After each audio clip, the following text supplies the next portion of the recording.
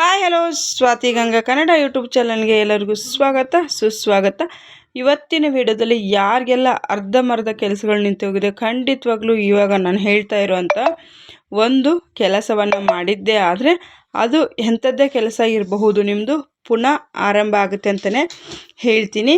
ಮೊದಲಿಗೆ ಗಣೇಶನಿಗೆ ಪ್ರಿಯವಾಗಿರುವಂಥ ಈ ಒಂದು ತಂತ್ರಸಾರವನ್ನು ತಿಳಿಸ್ಕೊಡ್ತಾ ಇದ್ದೀನಿ. ಇದನ್ನು ಪ್ರತಿಯೊಬ್ಬರೂ ಮಾಡ್ಕೊಳ್ಳಿ, ಆದರೆ ಪ್ರತಿಯೊಬ್ಬರಿಗೂ ಈ ಕೆಲಸ ಕಾರ್ಯಸಿದ್ಧಿ ಆಗುತ್ತೆ ಅಂತಲೇ ಹೇಳಬಹುದು. ಇದಕ್ಕೆ ನಮಗೆ ಸಮಯಕ್ಕೆ ಬರೋದಾದರೆ ನಿಮಗೆ ಸೂರ್ಯೋದಯ ಆದಮೇಲೆ ಯಾವಾಗಾದರೂ ಮಾಡ್ಕೊಳ್ಬೋದು. ರಾಹುಕಾಲವನ್ನು ಗಣನೆಗೆ ತೆಗೆದುಕೊಳ್ಬೇಕಾಗತ್ತೆ. ರಾಹುಕಾಲವನ್ನು ಬಿಟ್ಟು ಮತ್ತು ಇದನ್ನು ನಾವು 12 ಗಂಟೆ ಮೇಲೆ ಮಾಡೋಂಗಿಲ್ಲ. 12 ಗಂಟೆಯಿಂದ 4 ಗಂಟೆವರೆಗೂ ಮಾಡೋದಿಲ್ಲ. ಈ ಸಮಯದಲ್ಲಿ ನೀವು ಇದು ಮಧ್ಯಾಹ್ನ ಲೆಕ್ಕಕ್ಕೆ ಬರುತ್ತೆ. ನಾವು ಯಾವುದೇ ಒಂದು ಕಾರ್ಯಸಿದ್ಧಿ ಮಾಡಿದಾಗ ನಮಗೆ ಫಲ ಅನ್ನೋಂಥದ್ದು ತುಂಬ ಕಡಿಮೆ ಇರುತ್ತೆ. ಹಾಗಾಗಿ ತಿಳಿಸ್ತಾ ಇದ್ದೀನಿ. ಬೆಳಗ್ಗೆ 6 ಗಂಟೆಯಿಂದ 10 ಗಂಟೆವರೆಗೂ, ಸಂಜೆ 5 ಗಂಟೆಯಿಂದ ಸಂಜೆ 6:30 ಈ ಒಂದು ಕಾರ್ಯಸಿದ್ಧಿಯ ತಂತ್ರವನ್ನು ಮಾಡ್ಕೊಳ್ಳಿ. ತುಂಬ ಸರಳವಾಗಿರುತ್ತೆ. ಅದನ್ನು ನೀವು ಖಂಡಿತವಾಗ್ಲೂ ಮಾಡಿಕೊಂಡು ನಿಮ್ಮ ಎಲ್ಲ ಯಾವುದೇ ಒಂದು ಕೆಲಸಕ್ಕೂ ವಿಘ್ನವಾಗಿದ್ದರೂ ಕೂಡ ಅದಕ್ಕೆ ಒಂದು ಪರಿಹಾರವನ್ನು ನಾನಿಲ್ಲಿ ತಿಳಿಸ್ಕೊಡ್ತೀನಿ. ಪ್ರತಿಯೊಬ್ಬರು ಎಕ್ಕದ ಗಿಡವನ್ನು ನೋಡಿರ್ತೀರಿ. ನೋಡಿ, ಇಲ್ಲಿ ನಾನು ನಿಮಗೆ ಫೋಟೋದಲ್ಲಿ ತೋರಿಸ್ತಾ ಇರೋ ಎಕ್ಕದ ಗಿಡ ಬಂದು ತುಂಬ ಅಂದರೆ ತುಂಬ ಹಳೆಯ ಒಂದು ಎಕ್ಕದ ಗಿಡವನ್ನು ತೋರಿಸ್ತಾ ಇದ್ದೀನಿ. ಇದೇ ಎಕ್ಕದ ಗಿಡ ಅನ್ನೋವಂಥದ್ದು ಏನೂ ಇಲ್ಲ ಸ್ನೇಹಿತರೆ. ನಿಮಗೆ ಯಾವುದು ನಿಮ್ಮ ಒಂದು ಇರೋವಂಥ ಜಾಗದಲ್ಲಿ ಚಿಕ್ಕದು ದೊಡ್ಡದು ಯಾವುದಾನ ಇರಬಹುದು. ಅದಕ್ಕೆ ನಾನು ಹೇಳೋ ರೀತಿ ಪೂಜೆಯನ್ನು ಮಾಡಿ ಈ ವಸ್ತುವನ್ನು ಎಕ್ಕದ ಬುಡದ ಕೆಳಗಡೆಗೆ ನೀವು ಇಟ್ಟು ಪೂಜೆಯನ್ನು ಮಾಡ್ಕೊಂಡು ಬಂದಿದ್ದೇ ಆದರೆ ನಿಮಗೆ 100ಕ್ಕೆ 100ರಷ್ಟು ಕೆಲಸ ಅನ್ನೋವಂಥದ್ದಾಗುತ್ತೆ. ಮತ್ತು ಯಾವುದಾನ ಕೆಲಸಗಳು ನಿಮಗೆ ಅರ್ಧಕ್ಕೆ ನಿಂತೋಗಿದ್ರೆ ಅದು ಕೂಡ ಆಗುತ್ತೆ. ಯಾವ್ಯಾವ ಒಂದು ಕೆಲಸಗಳಿಗೆ ಅಂತಂದರೆ, ನೀವು ಮನೆ ಖರೀದಿ ಆಗಿರ್ಬೋದು, ಸೈಟ್ ಖರೀದಿ ಆಗಿರ್ಬೋದು, ಕಾರ್ ತೆಗೆದುಕೊಳ್ಳೋದು, ಬೈಕ್ ತೆಗೆದುಕೊಳ್ಳೋದು, ಇಲ್ಲ ನಾವು ಚಿನ್ನಾಭರಣ ತೆಗೆದುಕೊಳ್ಬೇಕು, ಮಕ್ಕಳಿಗೆ ಸ್ಕೂಲ್ಗೆ ಫೀಸ್ಗೆ ದುಡ್ಡನ್ನು ಹೊಂದಿಸ್ಬೇಕು, ಏನಾನ ಇರಲಿ ನಿಮ್ಮದು. ಮತ್ತು ನಮ್ಮದು ಲೋನ್ ಮಾಡಿದ್ದೀವಿ, ಲೋನು ನಮ್ಮದು ಆಗಿಲ್ಲ, ಮತ್ತು ನಮಗೆ ಏನೋ ನಿಮ್ಮದು ಏನಾನ ಒಂದೊಂದು ಕೆಲಸಗಳಿರಬಹುದು. ಮನುಷ್ಯರು ಅಂದಮೇಲೆ 108 ಕೆಲಸಗಳು ಇರುತ್ತೆ. ಒಂದೇ ನಾನು ಪ್ರತಿಯೊಂದು ಕೆಲಸಕ್ಕೂ ಈ ಒಂದು ತಂತ್ರಸಾರ ಅನ್ನೋವಂಥದ್ದಾಗುತ್ತೆ.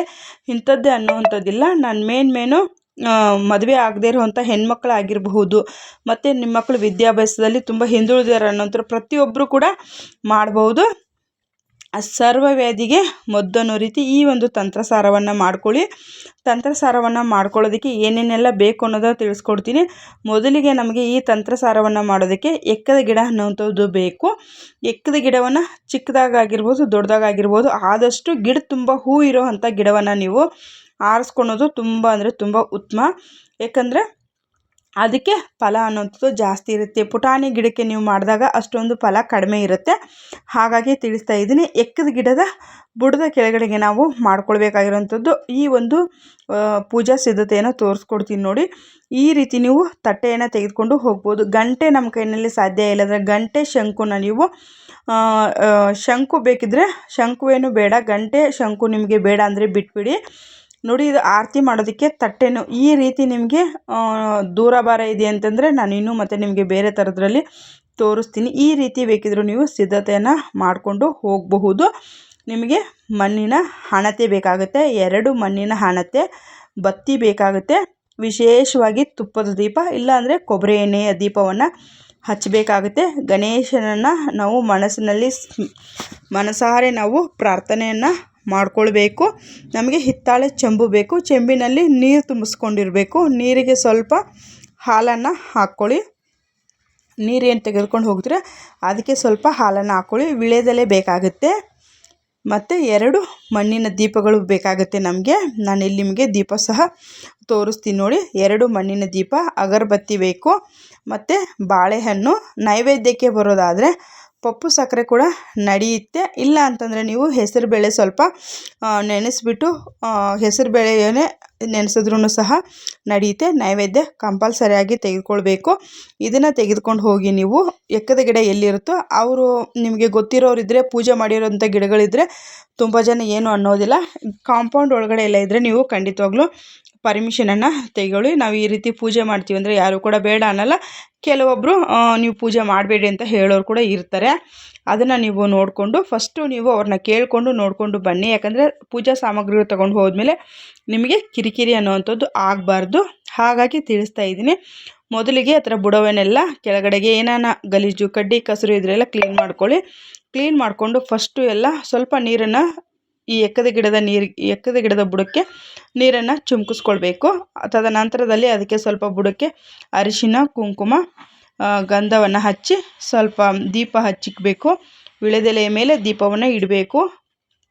ದೀಪ ಹಚ್ಚಿ ಮತ್ತು ನೀವು ನೈವೇದ್ಯ ಎತ್ಕೊಂಡು ಹೋಗಿರೋಂಥದ್ದು ಅಗರಬತ್ತಿ ಪೂಜೆ ಎಲ್ಲ ಪ್ರತಿಯೊಂದು ಪೂಜೆ ಎಲ್ಲ ನೀಟಾಗಿ ಮಾಡಿಕೊಂಡು ತದನಂತರದಲ್ಲಿ ನೀವೇನು ಹಾಲನ್ನು ಹಾಕ್ಕೊಂಡು ತಾಮ್ರದ ಚೆಂಬೆ ಆಗಬೇಕು. ನೀವು ಯಾವುದೇ ಕಾರಣಕ್ಕೂ ಸ್ಟೀಲನ್ನು ಎತ್ಕೊಂಡು ಹೋಗೋದಕ್ಕೆ ಹೋಗಬೇಡಿ. ತಾಮ್ರದ ಚೆಂಬಲ್ಲಿ ನೀರನ್ನು ಅರ್ಪಿಸ್ಬಿಟ್ಟು ಆ ದೀಪದ ಮುಂದೆ ನೀವು ಅಲ್ಲಿ ಕೂತ್ಕೊಳ್ಬೇಕು. ಫಸ್ಟು ವಿಘ್ನ ವಿನಾಶಕನನ್ನು ನೆನೆದುಕೊಂಡು ನಿಮ್ದು ಏನು ಒಂದು ಕೆಲಸ ಆಗಬೇಕು ಅದನ್ನು ಎಕ್ಕದ ಪೂಜೆ ಮಾಡ್ತಾ ನೀವು ಸಂಕಲ್ಪವನ್ನು ಮಾಡ್ಕೊಳ್ಬೇಕು. ನಾನು 3 ಸತಿ ಬಂದು ನಿನ್ನ ಬುಡಕ್ಕೆ ಈ ರೀತಿ ಪೂಜೆ ಮಾಡ್ತೀನಿ, 5 ಸತಿ ಬರ್ತೀನಿ ಅಂತೇಳಿ ಕೇಳಿಕೊಂಡು ಈ ರೀತಿ ಪೂಜೆ ಮಾಡಿ ನೈವೇದ್ಯವನ್ನು ಇಟ್ಟು ಬರಬೇಕು.